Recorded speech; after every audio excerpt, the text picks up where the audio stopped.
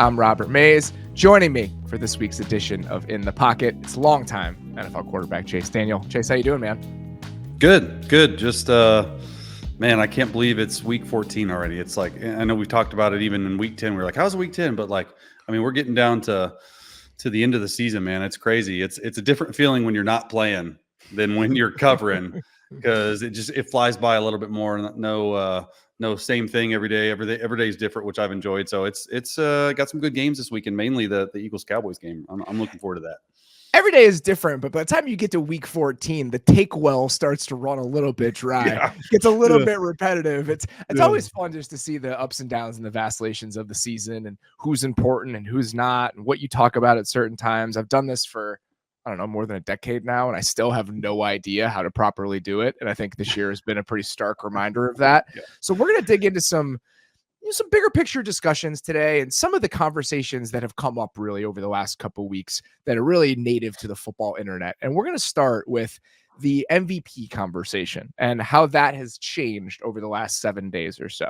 After the Niners did what they did against the Eagles, blew them apart, I would say. Demolished. Most places you look right now, Brock Purdy is either the betting favorite for the MVP or he is the co-favorite with Dak Prescott, which is something that if I had told you in September that those two guys would be the betting favorites for MVP on December 6th, I would have had a lot of questions. Each of them right now are plus 300 on BetMGM. Okay. We still have 5 games to go, but I wanted to ask you this because I know you've really appreciated the way Brock Purdy has played, but you've also watched Dak a lot recently. If you were casting a vote right now, who would your MVP be among those two guys? Among those two guys, I mean, look, there's no question about my love for Brock Purdy and everything that he's done. But if I had to cast the vote today on December the 6th, it would go to Dak Prescott.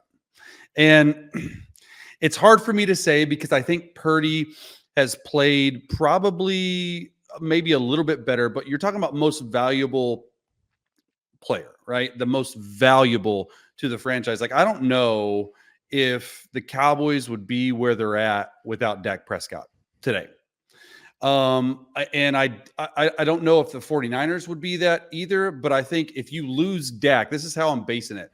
If you lose Dak, like you're going to have a harder time like putting up the numbers that the Dallas offense is and being a 10-win team and all the things like that.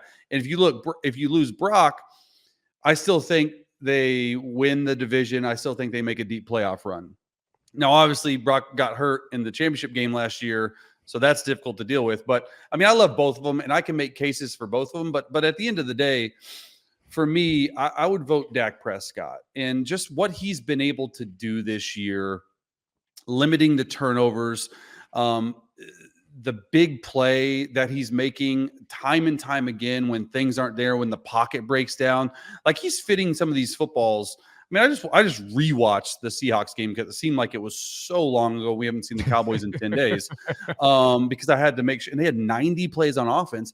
And that's a really good defensive team. Like, make no doubt about it. And the Cowboys put up a ton of points. And Dak was making probably some of the more difficult throws I've seen a quarterback make, and he's making them with ease. I'm not saying Brock hasn't done that because Brock is chucking the ball down the field. Like, he has a very high AP like average yards per attempt.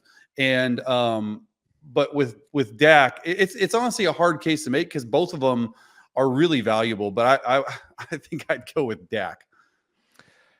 I would also pick Dak. I've said that for the last couple weeks. To me, the conversation around this is going to be fascinating when it comes to how we define the most valuable player in this year specifically, because there are so many years where it's just blatantly obvious.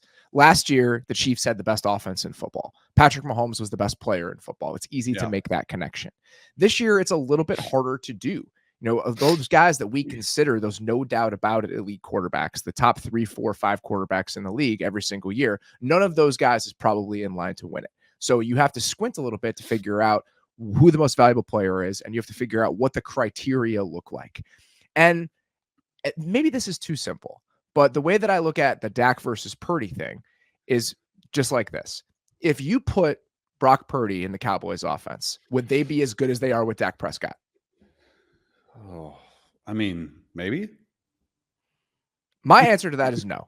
Maybe. I just don't Okay. think they All will. right. I Why? don't think that Brock, because I think that Dak does so much work before the snap, and I think that Yeah. he is so central to how that offense operates that it would be difficult for Brock Purdy to play at that same sort of level. I also think there's the difficulty of throws that Dak is making. You look at it, he leads the NFL in big time throws according to PFF, Yes. big time throw percentage, all those things. And that's not the most important thing, but I think what he's been asked to do as a playmaker, throwing the football in that offense, is something that Brock Purdy would struggle to do at the same level. I think if you put Dak in the Niners offense, he would be able to do what Brock Purdy is doing or something close to it.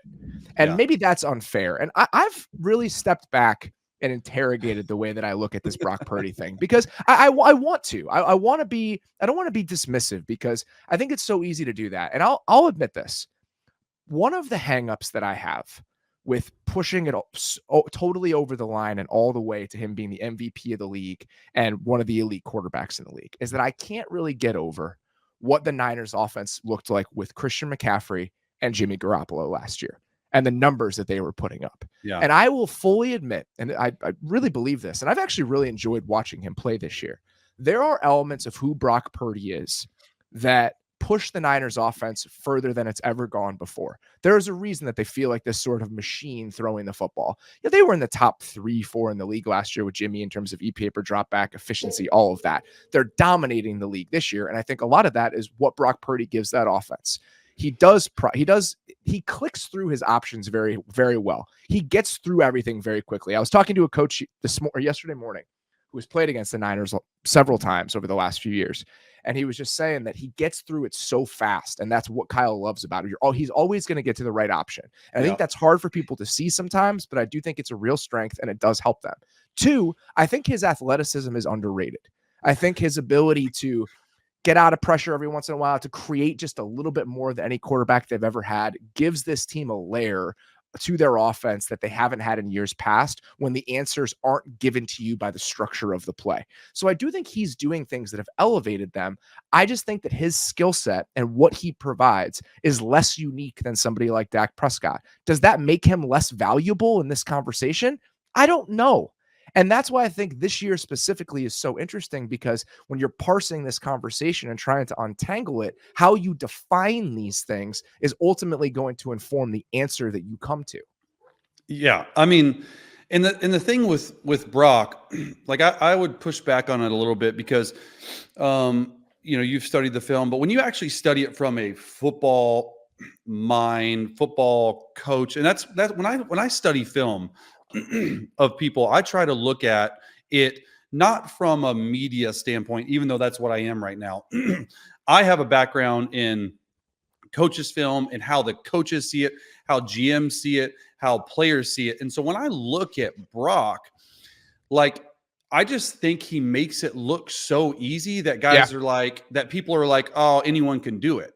And I would push back on that, because that's the number one thing that I see with Brock is how quickly he gets through it. So the mental aspect of the game, he's actually owning that offense. Like, I wouldn't say Jimmy Garoppolo necessarily owned that offense. I'm actually seeing more and more now that Brock is getting to different audibles, that Brock is checking protections, that Brock, so he's only in his second year, right? Yeah. Like that's the thing about Dak. Dak's in his 8th or 9th year, and Dak's had some other good years with him, but this easily is Dak's best year. But like, I just make a case from like, dude, this is what Brock has done from the get-go in his first start versus Tampa last year. Like, dude threw 3 times. Like, it's not, I think because he makes it look so easy, it's an easy excuse. And I'm not saying you're using it, but I know a lot of people are. It's an easy excuse to say, oh, it's just Shanahan's scheme. Oh, it's just the offense. Oh, it's because he has Trent Williams, Brandon Ayuk, Deebo Samuel, CMC. That's awesome. And they built the offense around the quarterback. My pushback was like, you still need the trigger man to go out there and pull the trigger and to make the right reads and to make the right throws. Like, I would say, like, Brock, to me, even though Dak leads in big play throws, like, I've watched every single Brock Purdy snap because I break them down every week. I think it's just a fascinating conversation.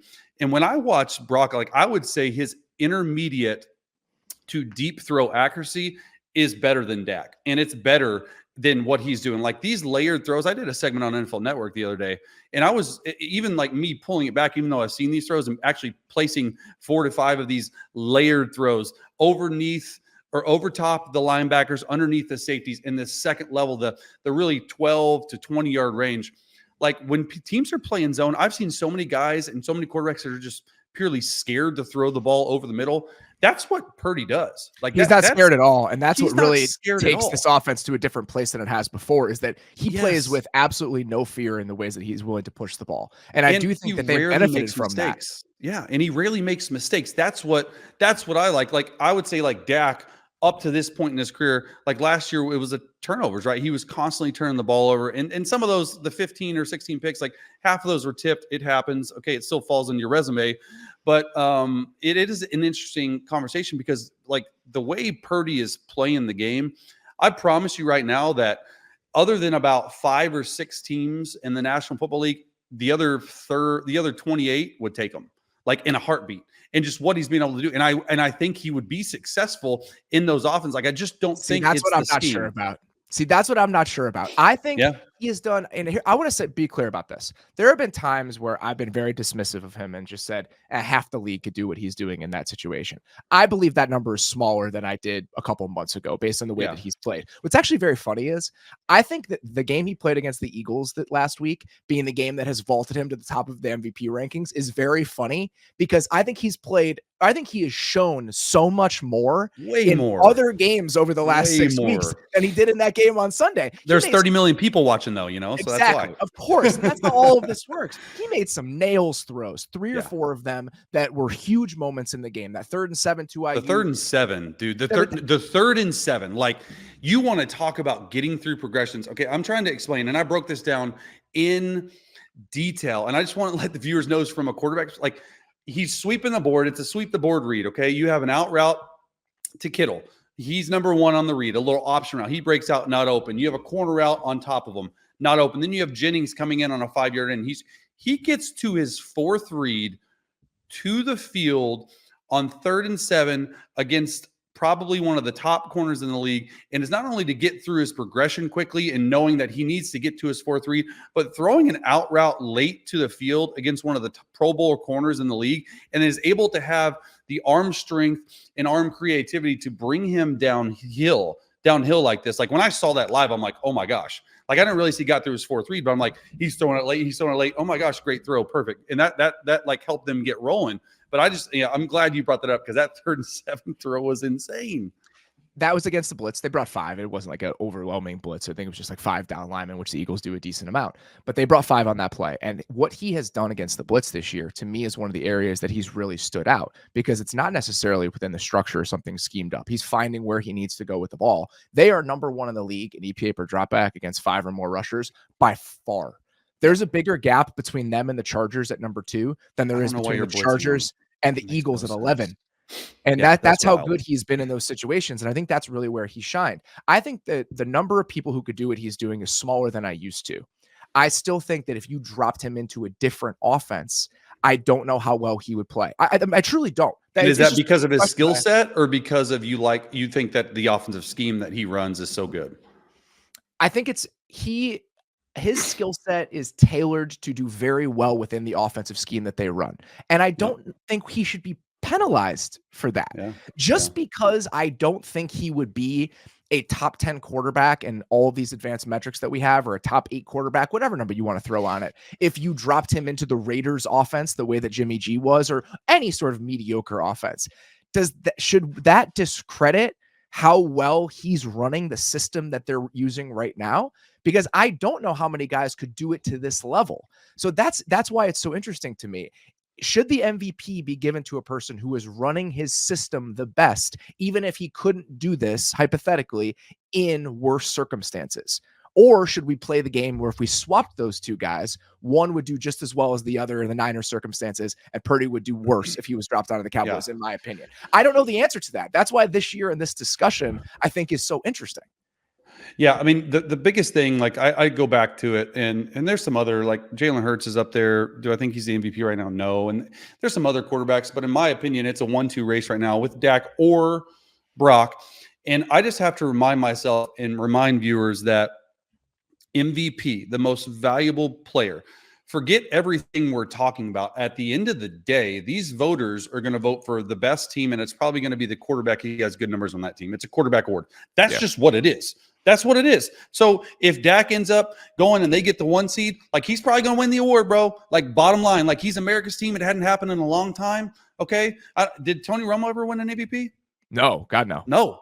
So when was the last? I mean, that would be, I have no idea. And this is totally unscripted. I'll be interested to know the last time a Dallas Cowboys quarterback, if ever, has won the MVP, because they're America's team. Like, make no mistake about it.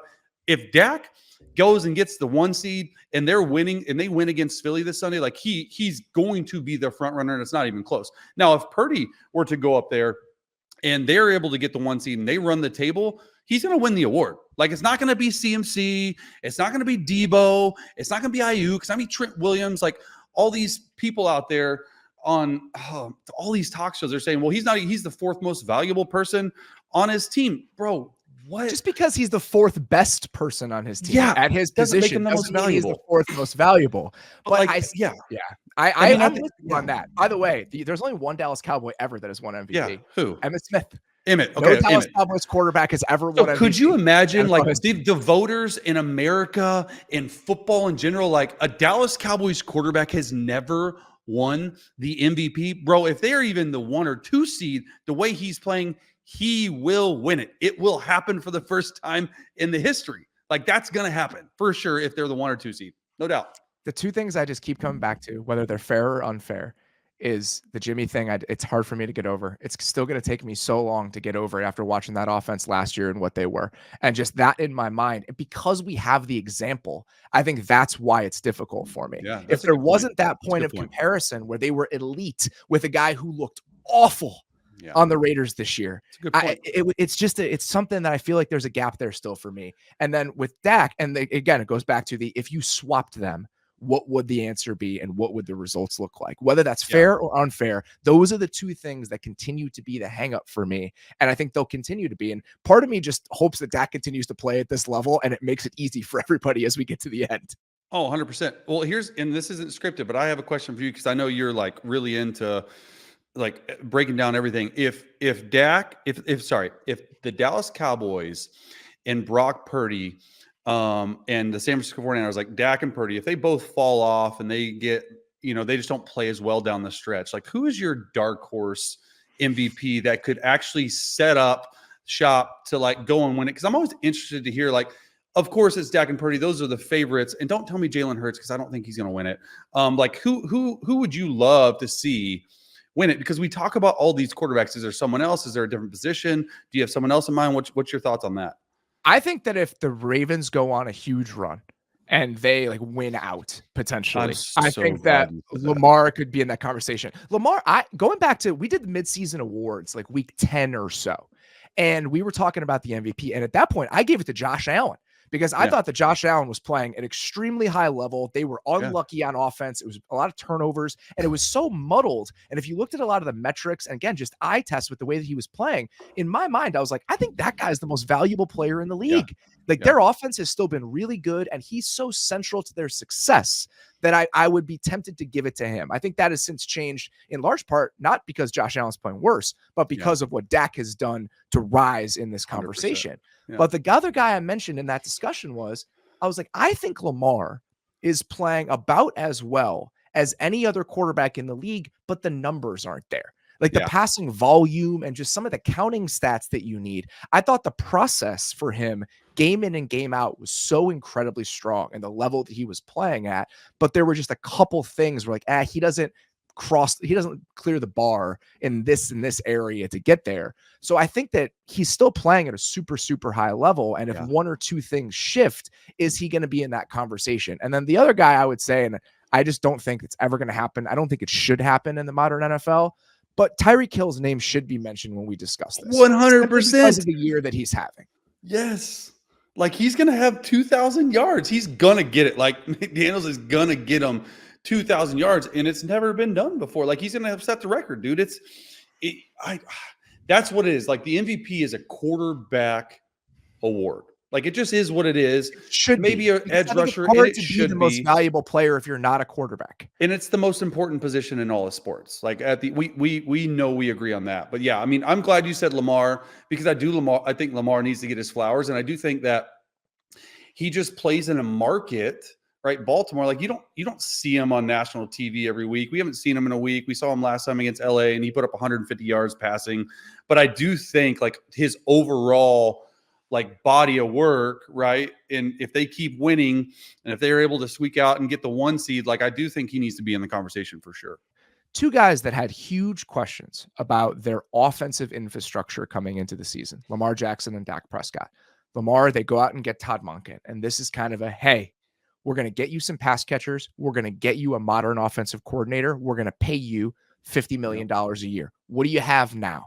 Lamar's answer to that has been about as good as you could have hoped for if you were a Ravens fan and a member of the Ravens organization. Same goes for Dak Prescott. Mike McCarthy comes in to overtake play calling. Dak is up for a contract extension this offseason. There are real questions about like, okay, this thing that we've built with Mike McCarthy, Dak Prescott at the helm, how far can we take this thing? Are we going to run out of road for this current model of who the Dallas Cowboys offense is?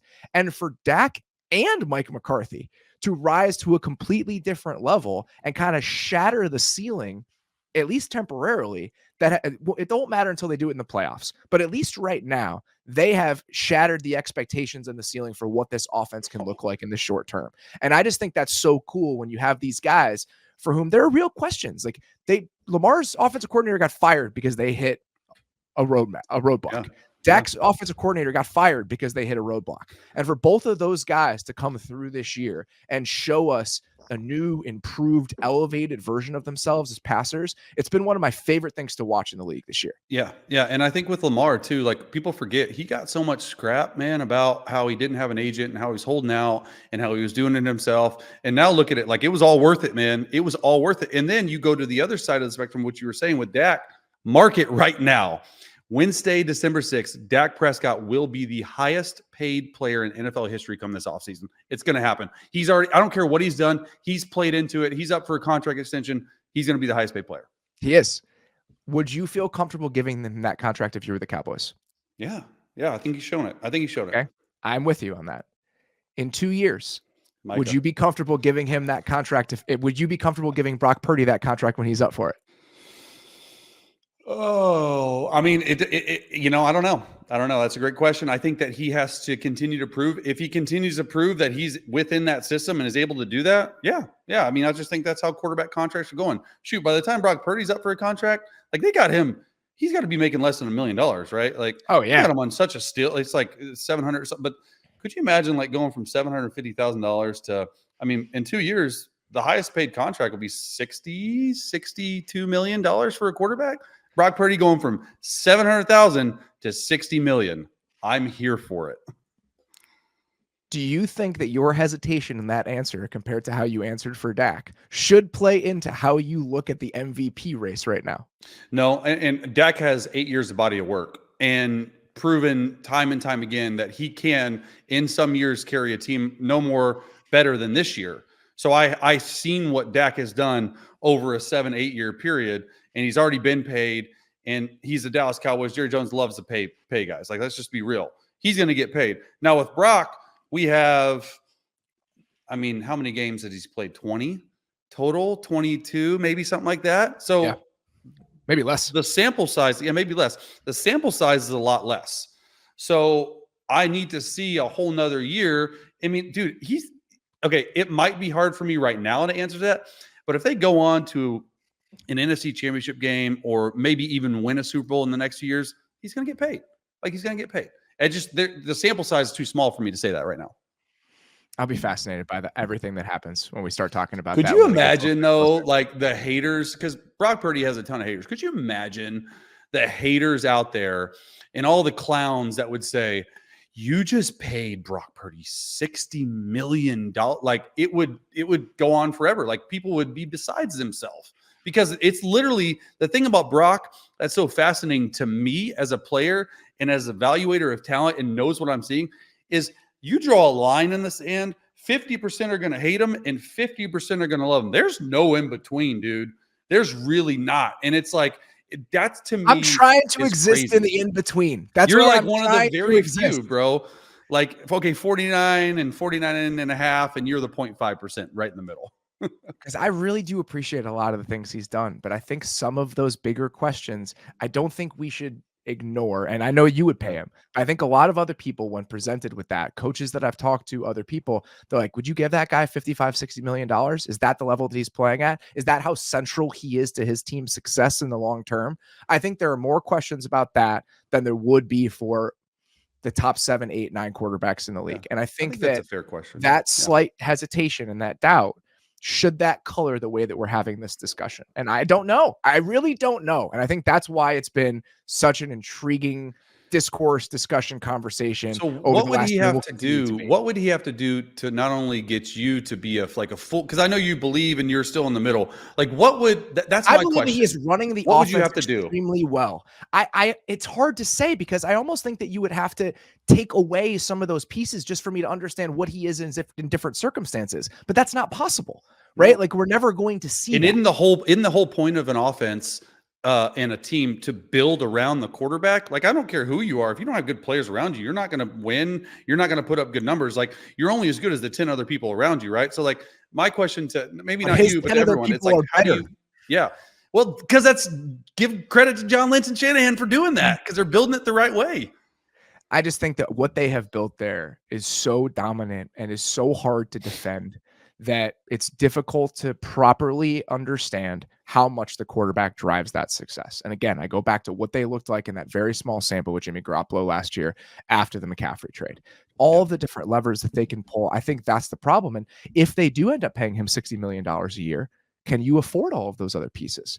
What does the offense look like when that contract gets handed out? And if the other things start to deteriorate, if you can't afford to keep a Brandon Ayuk hypothetically, if you have to let go of a Deebo Samuel because you pay Ayuk next year, all of those hypotheticals that are waiting 1, 2, 3 years down the road, what does he look like in those circumstances? Do the Niners want to find out after giving him that contract? We've got some time before we have to tackle all of this. Because the MVP conversation has been so naughty this year, I find myself defaulting to some of those conversations and some of those big picture questions in order to untangle this a little bit. Yeah, makes sense. Makes sense. All right. Let's get from some of the best starting quarterbacks in the league this year to what has become a pretty big story, and that is all of the backup quarterbacks that have played this year. I almost didn't talk about this with you today, and you're the perfect person to talk about Yeah. this with. I have a guy who is the quintessential NFL backup quarterback for a decade and a half for all these different teams, and we are in the year of the backup quarterback. Doing some quick back of the napkin math this morning, I counted 12 teams A third. that will start their backup for multiple games this season. Or they either have or they will by the end of the year because of new injuries that have cropped up. That's a massive number. It's A third of the league. Third of the league Yeah, is that's going to wild. start a backup quarterback for More than a multiple third, games this yeah. year. And results have been mixed, right? The Jets have been awful no matter who the backup quarterback has been. Josh Dobbs had some really good moments for Minnesota, for Arizona. Jake Browning just won AFC Offensive Player of the Week based on how he played against the Jags. That game was a fascinating experience. I settled in for that game. I went out to watch it. Sometimes I just like to get out of the house. Yeah, a little bar next to my place, and I just go sit down, have myself a non-alcoholic beer, and just be in a public space after sitting at home forever. So I'm sitting there watching the game, and I'm just thinking, I'll half watch this and just sort of process it and go home and go to bed. And I'm watching the game, and he's playing incredible. And it becomes this back and forth game. And then Trevor Lawrence gets hurt, and my phone dies. And I'm like, oh my God, I don't know what's happening. I don't know what's going on. But the game is so good and it's so close that even though I'm 2 minutes from home, I didn't want to leave. So I'm glued to this television, and my phone's not working. And I'm like, is Trevor, did he rip apart his knee? What happened? And I'm like stuck in this chair. And it eventually it gets to overtime. I rush home, park my car, and run to my TV to make sure I'm set up for overtime. It is the exact opposite experience that I thought I would have watching Jake Browning play against the Jacksonville Jaguars on Monday night. Yeah, I mean, you and a ton of other people, because I mean, even me, I was like, I picked the Jaguars to win. I thought that they were playing really well. And then you just really look at Jacksonville's home record, and you're like, man, how are they not? Like everywhere but home, they're 6-0. Like London, everywhere like that. But with Jake Browning, it's such an interesting conversation. And, you know, I So hate my to bring it question up. for you here is why is Jake Browning able to do that as a backup where some other Yeah. guys haven't been able to run a functional offense? Like, what is the gap in your opinion for why some teams have been able to succeed with a Jake Browning and with a backup quarterback in there, and why some teams have had no shot? Yeah, I mean, my thing about the fascinating thing about Jake Browning is, I tweeted when Joe Burrow went down, the whole backup quarterback like situation. Like, I'm like, teams need to pay backup quarterbacks, and what are they doing? The Bengals have a great like unit they've built around Burrow, and then you're one quarterback away, and your guy gets hurt, and now you're no longer going to the playoffs. Like, I was like crazy. The tweet got like 3 million views, and everyone thought I was like really just talking about Jake Browning.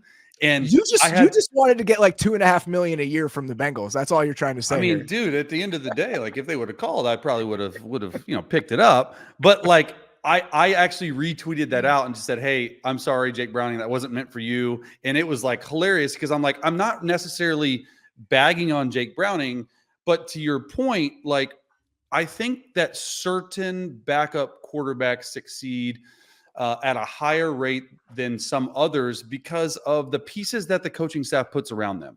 Okay, and the thing about like just take for Jake Browning, talk Jake. First of all, like he played the game of his life. Like make no doubt about it. I don't know if he can do that again. I think the ceiling is there. I think everything came together on a perfect night in Jacksonville for him to be successful. The second thing that I thought about Jake Browning was the first thing that popped in my head was, man, he just probably got 3 to 5 more years as a high paid backup. And maybe it like for one game, that's just how it is. Like, that's how it is. Like, it's just, that's what went into my head. And the third thing was when I think gets to the conversation that you're asking about is that the staff and the offensive play callers and Zach Taylor were finally able to understand what Jake Browning does well. Because quite honestly, it's not the same things that Joe Burrow does well. And I think they finally took a little bit of time, took some practice, probably took some hard conversations because they hadn't won in a while, and probably some like, hey, do you like this on the call sheet? Do you not like this? And probably had to change their offense up a little bit to fit what he likes. And I've seen teams in the past do that with backup quarterbacks and just say, hey, look, we really want you to be comfortable. Like, what can we do to make you comfortable? Because if you're comfortable and you're confident in the game plan, then we're going to be successful. And I've seen some teams that haven't done that and the backups have struggled. So I think that's the biggest thing is like when your starter goes down and you're playing a backup quarterback, first of all, you hope you have the right one. And quite honestly, like I don't care about preseason. I don't care about practices until a guy gets into a game with the starters and the starting offensive line and the starting receivers, and you're going to be able to see what he does. Like, you don't know about him. You don't know if you have a good backup or not. And I think that's why I was able to be so successful in the league is because when I got called upon, I played well.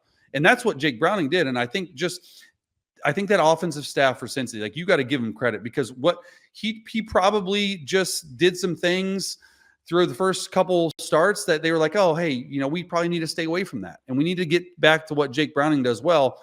And I hope he can continue to play well. But I think that's overall is you got to surround him with the right plays, the right concepts, and the right play calling. So Jake Browning in that game used play action on 31% of his dropbacks. I don't know. I don't have the stats in front of me. I'd be surprised how many games Joe Burrow has ever hit that as the starting quarterback of the Cincinnati Bengals. And that's a lot of the preference of Joe Burrow. Early this year, they weren't doing it because he couldn't move. When he got back healthy, they were starting to lean into it more than they ever have, whether it be under center play action, shotgun play action. So it's a smaller gap than it would have been over the last couple of years when they were a lot of shotgun-based offense. But I still think that there were elements they could lean a little bit heavier into a Jake, kind of that put guardrails around the quarterback that they wouldn't necessarily do with Joe. That being said, to me, the number one thing that jumps out is that Jamar Chase is insane, right? When you watch Jamar Chase, like, come on. Jamar Chase is insane. And so I think that becomes a larger conversation. It can go back to what we're discussing about Brock Purdy. And it's come up in a couple conversations I've had with some coaches over the last couple of weeks where it just really feels like we're in this golden age of needing to have game-changing playmakers. for so many different reasons. And I just think that it makes the game easier on your quarterback. You can sustain quarterback injuries when you have some of these guys. You can not pay your quarterback quite as much. There's so many different examples of where this type of player, having 1, 2, 3 of them in your offense, just makes such a huge difference. And, I know Garrett Wilson is playing for the Jets, but the Jets don't have the well-rounded playmakers that this team has. And so I think that the playmakers aspect is one thing. And I think that it's really a chance for some of these staffs to shine. And I think the Bengals coaching staff has honestly been really underrated over the last couple of years in the evolution we've seen from them and the consistent tweaks that we've seen from them. There have been some ups and downs, and there have been some moments where I think people are really frustrated with Zach Taylor, and I can understand that. But I think overall, they've done a really good job of understanding what they needed their offense to be in certain stretches, in certain years, in certain situations. And I think this Jake Browning example is another good reminder of their ability to do that. And the same goes for Minnesota, right? Even without Kirk Cousins, even without Justin Jefferson, the infrastructure that we see there is so incredibly strong. And I just think this year, in so many different examples, whether it's teams in transition like the Rams and the Packers, or teams dealing with backup quarterbacks, teams that just have an imperfect set of circumstances, how important it is to have the right offensive ecosystem in place and where that can take you. To me, the backup quarterback example is just one more place where we've noticed that this season. And I completely agree with you. I was going to say Minnesota staff needs to get a lot of credit because what they were able to do with Dobbs on such short notice. And I know that story sort of drawn out, and I'm not even sure if he's going to end up starting because I don't know if they've made that decision yet. But another thing is, like, make no mistake about it, the guys who have had success this year have the backup quarterbacks that have had success have had really young, innovative, creative head coaches that are on offensive side of the ball. And I don't think that's a mistake at all. And I think that's why I tend to, and yes, I'm an offensive player. Yes, I was a quarterback, but I tend to really love those young, innovative offensive head coaches for a ton of reasons. One, they're really good communicators most of the time to the team. And I think that's very important. And two, if the most important position in sport is quarterback and your starter gets hurt, you have a young, innovative offensive head coach to go in and pick the backup quarterback's brain, the most important position in all of sport, because most teams see their seasons die if their starter goes down. And what I've seen and when I've been a part of is these young, innovative offensive head coaches, they just have a way to talk to the backup for whatever reason that just makes sense to them. Who are you thinking about when you're saying this? Who's in your mind as you're saying this? Well, I mean, like Zach Taylor. Zach Taylor with Browning and KOC with Dobbs. And like even when I was in Chicago in 2018 and played, like Nagy our offense was rolling then. He comes from Andy Reid. Like those type of players. And you look at the others across the board that have struggled, specifically all the Jets guys, Nathaniel Hackett. Okay, you can say whatever you want about him, but he's not he's an offensive coordinator. And I think there is something to be said about having the head guy be an offensive guy to just really empower you as a backup quarterback, if that makes sense. It's a little bit hard to understand if you're not in it. It totally makes sense. I think I remember talking to Mitchell Schwartz about this, how being on the Chiefs and just having Andy be at the center of it just changes the dynamic of what the building feels like. Like it's an offensive centric place to be. And I honestly think there's something to that. And I think that we feel the difference at times when the defensive-minded head coach is at the center of things and when the offensive-minded head coach is at the center of things, no matter who the offensive coordinator is. To me, perfect example. You go back to the 2017, 2018 Vikings, where Mike Zimmer was the head coach and Kevin Stefanski was the offensive coordinator. Even though Kevin Stefanski ultimately becomes a head coach, that building is defined by the culture and the mindset and the overarching feeling that comes from having Mike Zimmer as a defensive-minded head coach. Yeah. And I think that has shifted. And it's very apparent when you see how different that building feels with Kevin O'Connell. And I'm so glad you said the communication part of this, because that's what I keep coming back to right now as I start thinking about where we need to find these coaches. And talking to the guys who I think are really, really good, they just love the teaching part of it. And they feel like it's an open dialogue when it comes to that teaching part of it. It's not just this is your shit, do your job. It's a let's figure out how it's rules based. Why on offense, it's how are we going to break these rules? And I'm going to show you all the ways we're going to break them. I'm going to tell you why we're doing this, what rule it's breaking, and how that makes your job easier. That is like the overwhelming dynamic with Mike McDaniel and how the Miami Dolphins work. And then on defense, I think some of the best coaches, you look at what's happening in Baltimore right now specifically, Mike McDonald and that defensive staff, they're maniacal about the rules. If this happens, this is our rule. If this happens, this is our rule. If this happens, this is our rule. And I think there were times in defensive coaching in the NFL where people went away from that because in their minds, they thought if we overload guys with rules, they're going to play slow. And I think a lot of coaches who are a little bit more thoughtful than that these days are saying, well, if guys don't understand the rules, then they're going to play slow. They're going to play confused. They're going to play without confidence. So I think that level of clear communication has really dictated success for offensive and defensive teams right now. And I think younger coaches, just as a blanket statement, have been a little bit more receptive and open to acknowledging and embracing that sort of communication. Well, and the game's changed, man. Like the game's changed so much from when I came in 2009 to now. And the biggest thing is the players that are playing in the league have sort of changed their mindset about life and about coaching. And it used to be like this, these hard asses like Parcells and even Sean Payton sort of like that, but you sort of respected them. Like, this is how it is. Just do it. Like, this is how we do things. And now, well, there's no explanation back then. And I think it's changed to be like, hey, like guys feel a lot more comfortable. Guys have more questions. And I think these younger guys, like Mike McDaniel, for instance, like it's so hard to explain if you're not in the building, but the dynamic in which they communicate to players has changed drastically. And I think that you're going to see that moving forward. And you already have with even younger hires. I mean, the perfect example, and we love to overlook him because he's been a head coach for so long. He's my age, is Sean McVay. Like, Sean McVay is one of the best communicators in all of football. And when he was hired, I think was he 30 when he was a head coach? I think it was 30 or 31. Yeah. 30 or 31. Like it was insane to me what he's able to do. And just like, he's taken on that offensive minded head coach, but now he's gotten into more things and more interest of within the whole team. And it's helped him become an overall better head coach. But if you just hear him talk at the podium, like you can just tell, like he's a dynamic communicator. And that's the biggest thing right now for head coaches for me. And I think I've talked about this a lot over the last couple of years in what people actually think they're looking for when they're chasing the next Sean McVay. It wasn't the next great schemer necessarily.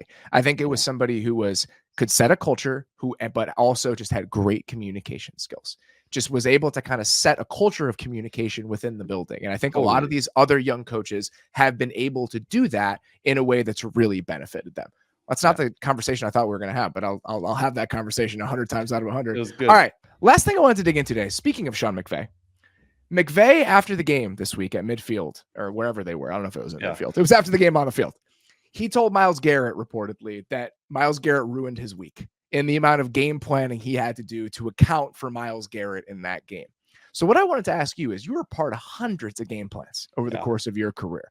I'm curious, in your 14 years, which defensive player required the most attention when you guys were building the game plan for that week? Yeah. I mean, for me, the one that jumps off the table is Aaron Donald. And rarely do you say interior D lineman because you got a lot of guys in there blocking, and usually it's edge rushers, right? But mine was Aaron Donald. I think we was it 2017? Yeah.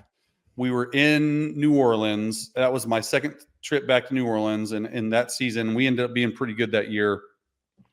We went to LA. We were playing at the Coliseum, playing against the Rams. And that was like Aaron Donald was rolling that year. And I remember we spent the whole week out there. And when we started talking about game planning, and when we started like when I'm talking about the Saints and the quarterbacks, and we started talking about like really Monday night, Tuesday morning, starting game planning, dude, I remember, and it's the only time I've really seen this way. And Sean Payton in general, this offense, like he does a really good job of protecting quarterbacks. And the biggest thing for that game was how are we going to stop Aaron Donald? And I remember thinking, I mean, because I was, 10 years into the league at that point, or really like 8 or 9 years in. And I started thinking, I'm like, we're basing the entire game plan off of an interior defensive lineman, like where you can double team and triple team him. And sure enough, that it was built backwards that week. And I think he maybe had 1 sack, but he was on a tear that game. And the biggest thing on why we did it that way is because he can ruin a game plan. Like he still can to this day. And these guards and these centers back when he was first starting, they just don't know how to block. He's a pass rusher. Like he really is. Like he's not a run defender. Like that's not what he's known for. He's known about getting there and getting sacks. So it was like every single play, no matter if the blitz was coming from the right, if Aaron Donald lined up on our left, we were sliding the center to the left. Like I don't care. Like back, you get a safety blitz and I'm like, we're losing our back and not getting our back out because they're only bringing 5. And we're just like, what are we doing? We got 6 to block. But sure enough, and there was even sometimes on 3rd down where we called it stud, S-T-U-D, stud protection. It'd be like 22 paint stud. And that was keyed the offensive line and the running back on no matter where the pressure is, we would throw hot. We're going to turn the line to Aaron Donald. So the center's going, and then honestly, we'd have a plan where if Aaron Donald was on the left and we'd have the back on the right and shotgun and 3rd down protection, we would hop the back over to the left. So you get center, guard, and a halfback on them, which is wild to me. So that's for sure like the number one game. The other game. How did Breeze feel about that? That you're fucking with the fine. integrity of your offensive plan for one player. Was he okay with that? So I think like both of us, when we first started hearing that we were going to do that, and then we finally started watching film on Tuesday, we were like, oh, okay, that's why. like okay, like he was on a tear, bro. Like we were like, all right, that's fine. We're just going to throw hot a couple times because they weren't a big pressure team. And another time too, it comes from the Sean Payton tree, was Joe Lombardi, the game against Myles Garrett and the Cleveland Browns in 2021. It was like 45-42 that whole week. Joe Lombardi was like, look, he's an edge rusher. He's going to mess up our plan. So we're going to slide everything to him, even if there's pressure. And we had stud protection in 5 years later that he took from Sean Payton. And it was wherever Myles Garrett went. I kid you not, dude. If Myles Garrett lined up on the left and we had a tight end and a halfback on the right, we would move both of them over there before. And you go back and really watch tape, you're like, why are they moving left and right? And there was a couple times in that game, I think, where he figured out what we were doing. He started on the left, and we would have 2 guys on the left. He would move up to the right, and we'd move guys to the right. And that happened in the Tennessee game this year, where the tight ends were just moving back and forth with him. And they eventually got to play a game. That's the protection that they do. It's wild to me.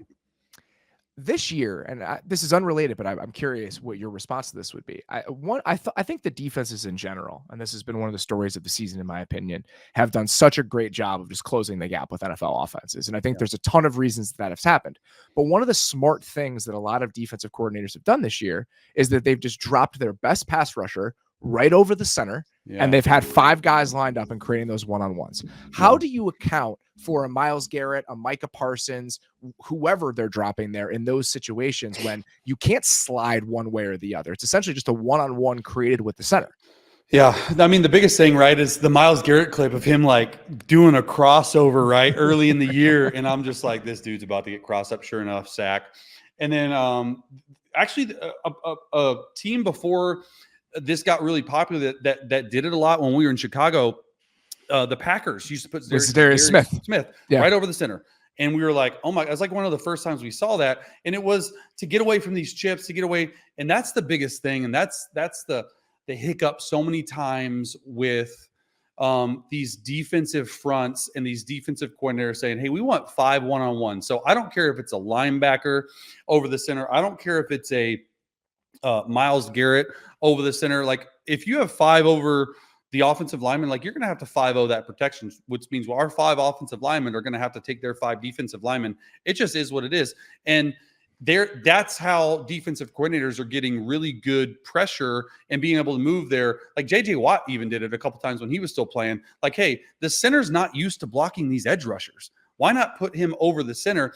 And now what I'm seeing teams do is they're full sliding it and just leaving like a linebacker on the edge for the halfback. So I think that's sort of seeing that. And another thing that I actually saw, which completely out of the blue, but I was watching Kenny Pickett, Mitch Trubisky against the Cardinals.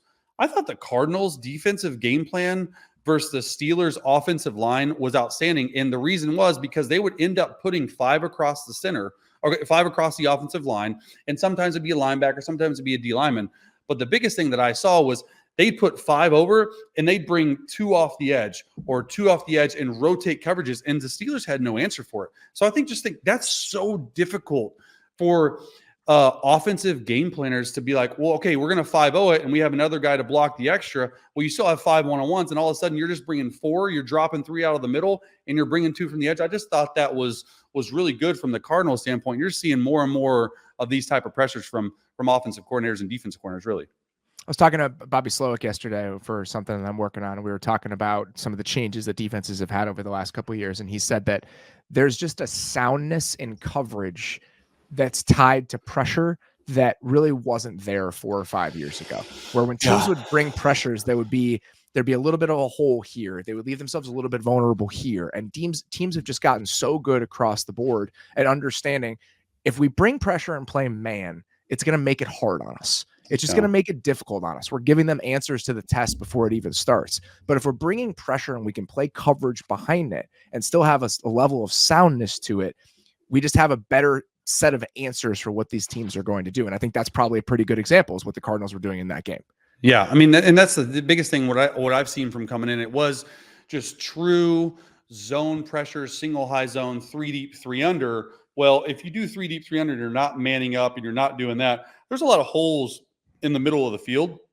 And that's what teams used to be like, oh, I hope they pressure because, there's one guy that has to cover number to number, like as the linebacker. Like that's not sound. And I think what you're seeing more is teams are bringing these zone pressures, but only bringing 4, maybe 5, dropping out of DN and still playing shell coverage, 2 high looks, hard corners, less man, and just giving the defenses better matchups.